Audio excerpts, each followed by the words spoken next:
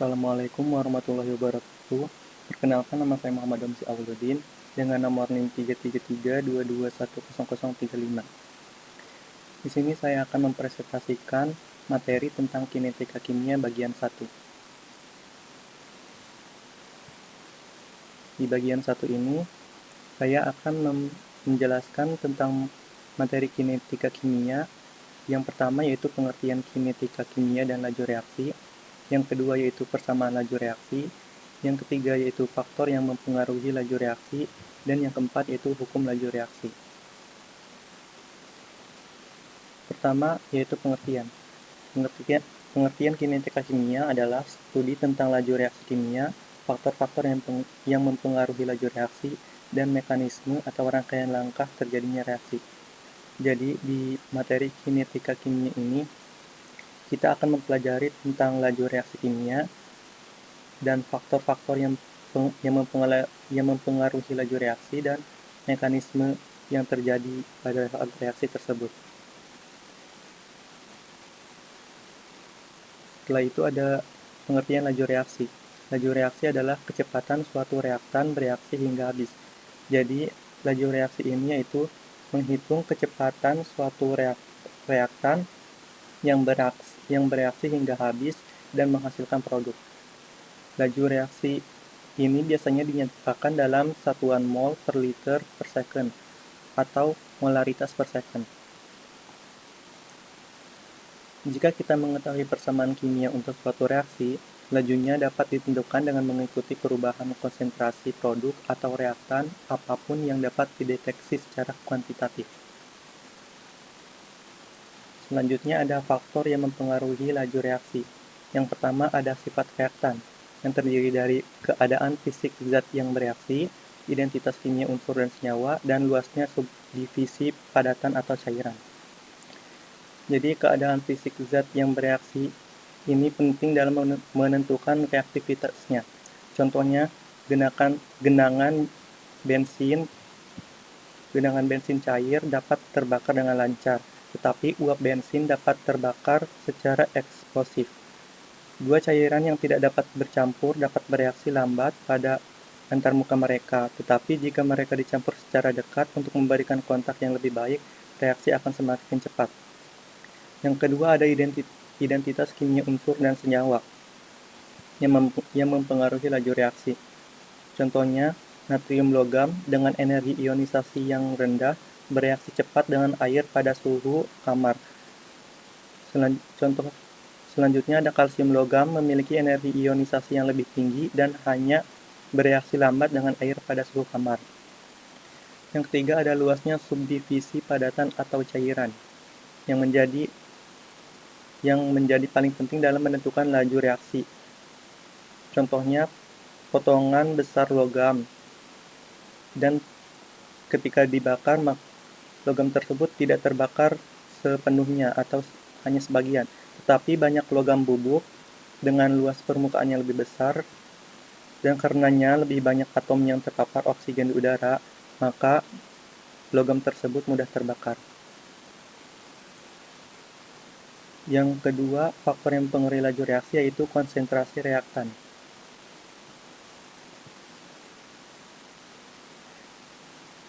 Contohnya larutan yang pekat, artinya punya konsentrasi yang besar, punya partikel yang lebih rapat kalau dibandingkan dengan larutan yang encer. Maka semakin tinggi konsentrasinya, maka semakin banyak pula molekul dalam tiap satuan. Dan semakin banyak molekul dalam setiap satuan, maka laju reaksi itu akan semakin lambat. Jadi, semakin tinggi konsentrasinya, maka semakin lambat laju reaksinya. Yang ketiga ada suhu. Reaksi kimia umumnya lebih cepat jika dilangsungkan pada suhu yang lebih tinggi. Jadi, semakin tinggi suhu suatu konsentrasi, maka semakin cepat juga laju reaksinya. Dan yang terakhir ada keberadaan katalis.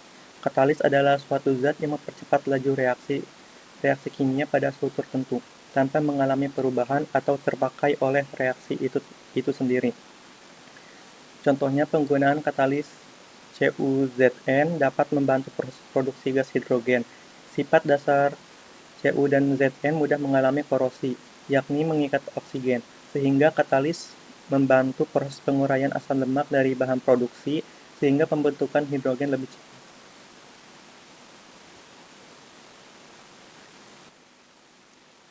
Selanjutnya ada persamaan laju reaksi. Untuk bentuk konsentrasi A dan B membentuk konsentrasi C dan D. Untuk konsentrasi A dan B disebut reaktan dan konsentrasi C dan D disebut produk. Karena A dan B ini reaktan, maka dia bereaksi untuk membentuk produk. Maka konsentrasi reaktan tersebut akan berkurang dan konsentrasi produk akan bertambah. Maka persamaan laju reaksinya yaitu untuk laju reaksi A dan B akan bernilai minus, dan untuk konsentrasi laju reaksi C dan D akan bernilai positif. Contohnya yaitu H2 ditambah dengan 2 ICl akan membentuk I2 dan 2 HCl. Maka persamaan reaksinya akan seperti ini. Untuk H2 dan ICl bernilai negatif dan I2 dan 2 HCl bernilai positif.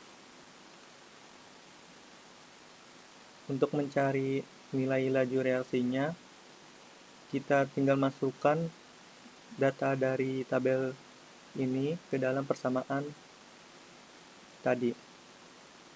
Contohnya delta H2 yaitu 0,674 dikurangi dengan 1000 dibagi dengan delta T yaitu 1 dikurangi 0. Maka hasilnya akan 0,326. Begitupun seterusnya. Untuk contoh yang kedua, contohnya 2N205 membentuk 4NO2 dan O2. Untuk NO2 memiliki perubahan lajunya yaitu 0,072 mol liter kali second. Ditanya berapakah perubahan laju O2, yang B berapakah perubahan laju N2O5, dan yang C berapakah laju reaksinya. Untuk mengetahui perubahan laju, kita cari rasionya terlebih dahulu. Untuk O2 rasionya yaitu 1 mol O2 dibanding dengan 4 mol NO2. Maka perubahan laju O2-nya yaitu 0,07 mol NO2 per liter kali second dikali dengan rasionya yaitu 1 mol O2 dibagi dengan 4 mol NO2. Maka hasilnya akan 0,0018 mol O2 per liter kali second. Untuk perubahan laju N205, caranya sama dengan perubahan laju yang pertama, yaitu cari rasionya terlebih dahulu, yaitu min 2 mol N2O5 per 4 mol NO2. Maka perubahan lajunya yaitu 0,007 mol NO2 per liter kali second dikali dengan min 2 mol N2O5 per 4 mol NO2. Maka hasilnya akan min 0,0036 mol N2O5 per liter kali second. Untuk laju reaksinya, kita pakai persamaan yang tadi, yaitu untuk 2N2O5 karena dia reaktan, maka dia akan negatif.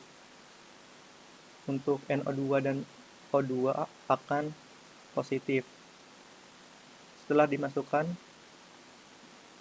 angkanya, maka laju reaksi tersebut bernilai 0,0018 molar per second. Selanjutnya, hukum laju reaksi berdasarkan konsentrasi. Hukum laju reaksi tersebut yaitu ketika konsentrasi reaktan berubah pada suhu konstan, maka laju reaksi akan berubah. Jadi, ketika reaktan berubah pada suhu kontan, maka laju reaksinya pun akan ikut berubah. Bentuk umum hukum laju reaksi yaitu laju sama dengan konstanta konsentrasi A pangkat ordo X atau pangkat ordo konsentrasi A dikali dengan konsentrasi B pangkat ordo konsentrasi B. Contoh hukum laju reaksi. Tentukan bentuk ekspresi hukum laju dari reaksi 3A ditambah dengan 2B membentuk 2C ditambah D. Dan mendapat eksperimen data seperti ini. Jawab kita. Pertama-tama kita cari Y-nya terlebih dahulu, ordo Y-nya, dengan cara kita ambil data laju yang ke-3 dan ke-1, dan data yang B ke-3 dan ke-1. Setelah dimasukkan, hasil Y-nya akan sama dengan 1. Untuk mencari nilai X-nya, kita pakai persamaan seperti ini. Rate 2 per rate 1, jadi data kedua dibagi dengan data ke-1. Data kedua A dibagi dengan data kedua A dibagi dengan data ke-1 dan dikali dengan data kedua B dibagi dengan data ke-1 B. Maka akan menghasilkan X sama dengan 3. Setelah kita cari X dan Y-nya, maka bentuk ekspresi hukum lajunya adalah laju sama dengan konstanta konsentrasi A pangkat 3 dikali dengan konsentrasi B. Untuk mencari K-nya yaitu rate 1 dibagi dengan konsentrasi A pangkat 3 dikali dengan konsentrasi B, maka akan menghasilkan 6 dikali 10 pangkat 5 molar pangkat min 3 dikali dengan min 1. Maka hukum laju dapat ditulis dengan laju sama dengan 6 dikali 0 pangkat 5 molar pangkat negatif 3 min 1 dikali dengan konsentrasi A pangkat 3 dikali dengan konsentrasi B. Sekian dari saya, kurang lebihnya mohon maaf. Wassalamualaikum warahmatullahi wabarakatuh.